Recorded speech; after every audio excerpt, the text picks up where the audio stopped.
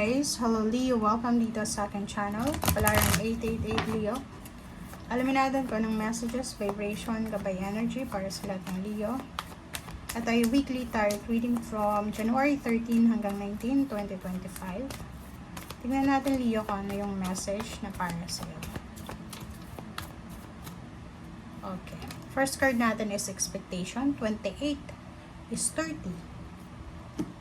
30, 28, no, is 2 plus 8 is 10, sorry, 20, 30, okay, so Leo, expectation, sa linggong ito, it's January 13 to 19, ay kita ko siya dito na may in-expect ka, okay, naghihintay ka, it's either naghihintay ka ng isang kontrata, naghihintay ka ng isang payments, payouts, result, exam, medical exam, naghihintay ka ng positive outcome.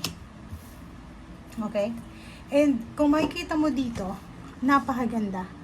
Kasi Leo, kung ano man tong hinihintay mo sa ngayon, it's completed. Diba? Completion na siya eh. Kasi 2 plus 8 is 10. It's 10 siya. So, ibig sabihin, ano mang ini-expect mo sa linggong ito, talagang kompleto, accomplish, achieve, satisfied yung pakiramdam mo. Atlantis to eh. It's number 19, 1 plus 9 is 10 din. So, it's 10, 10.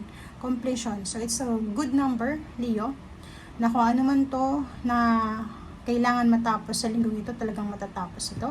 Kung hinihintay mo na result, outcome, talagang ibibigay sa ng universe. So, rapid development. So, napakabilis ng development na to. Sa linggong ito, excellent success. So, kung ano man itong hinihintay mo, congratulations sa'yo. Pwedeng promotion, salary increase, pwedeng yung anak mo nag-a-apply ng trabaho,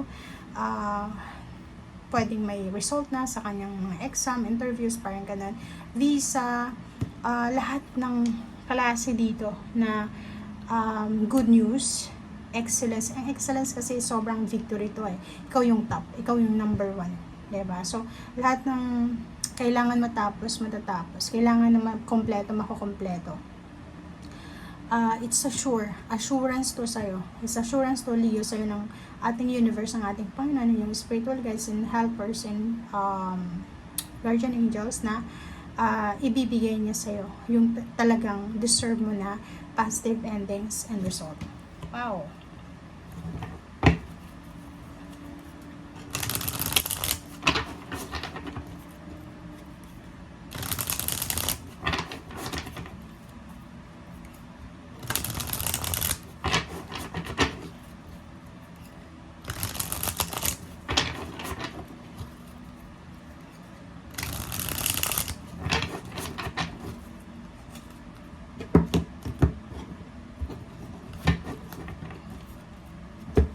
Okay, first card natin sa third deck is Zero the Fool. Okay, so kung makikita mo sa phone ko, yung phone ko is 1001. So 1001, same din na 1010. Ito 1010, 1001, it's 10. So 410 siya. So Zero the Fool, sinasabi sir dito na etong linggong ito, bibigyan ka ng pagkakataon, Leo, ng ating Panginoon na makapagsimula ulit. Makapagsimula ng bagong buhay, makapagsimula ng bagong trabaho, bagong goals sa buhay, motivation, parang ito, sa new life, new success, new boost sa buhay mo. Okay, so Zero the Fool, sinasabi na isang risky offer from the universe ang posibleng ilahad sa'yo. Okay, i-offer niyan sa'yo. So, kung talagang gusto mo to, be strong, be courageous, natanggapin niyo. Diba? So, it's a Wheel of Fortune, sobrang positive.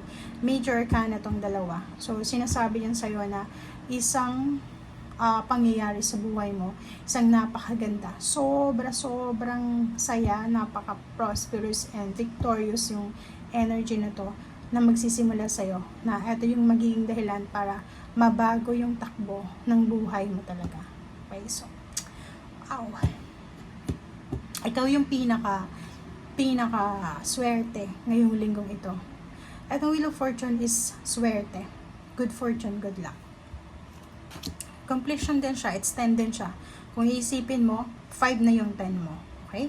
Hierophant, it's either tungkol to sa kasal. So, may finalization na ng date ng kasal. It's either mga result from judge or kung kanino man to, from boss or from doctors, parang gano'n. So, nakikita ko sa'yo dito, diba, justice. So, sinasabi sa'yo dito na, swerteng-swerte ka. Okay, you're lucky kasi you are surrounded by the individuals na talagang sila yung mga tao na makakatulong sa'yo. Okay? Good fortune, new beginnings, good fortune, good support, protection. You're protected. You're in the right place. You're in the right position. And good karma. Karmic justice to. So, kung ano mong pinaglalaban mong hustisya, ano mang pinaglalaban mong freedom, or ano mang pinaglalaban mong issue sa buhay, may kaaway ka, may kung ano man to, ay posibleng pananalunan mo to. Mananalo ka. Papabor sa'yo yung batas. Papabor sa'yo yung law of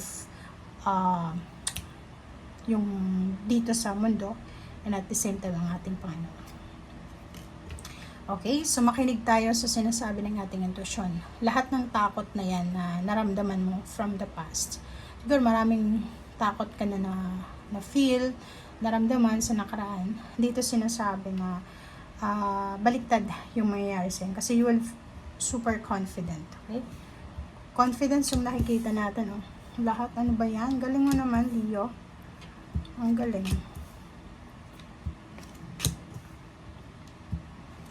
Diba?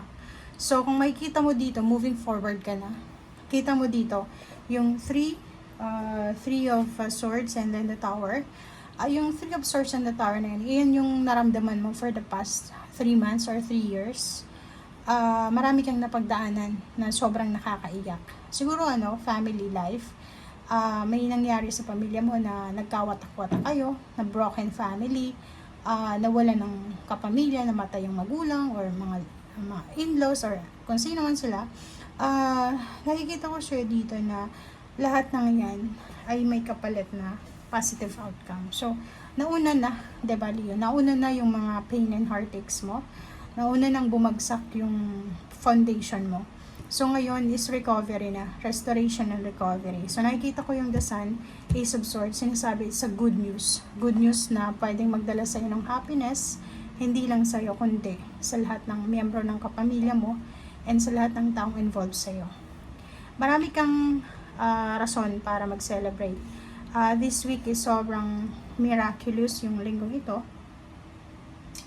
Alam mo kung bakit miraculous siya. Kasi talagang naka-destiny talaga siya. Para sa'yo, miraculous siya. But, lahat ng nangyayari sa buhay mo, naka-destiny talaga siya. Okay? And rest assured na yung Page of Wands mo dito is yung future, sinasabi na makakaalis ka na sa kung ano man na distractions, pain, and heartaches, and you're moving on na para sa positive and happiness. Okay? Thank you guys. Bye!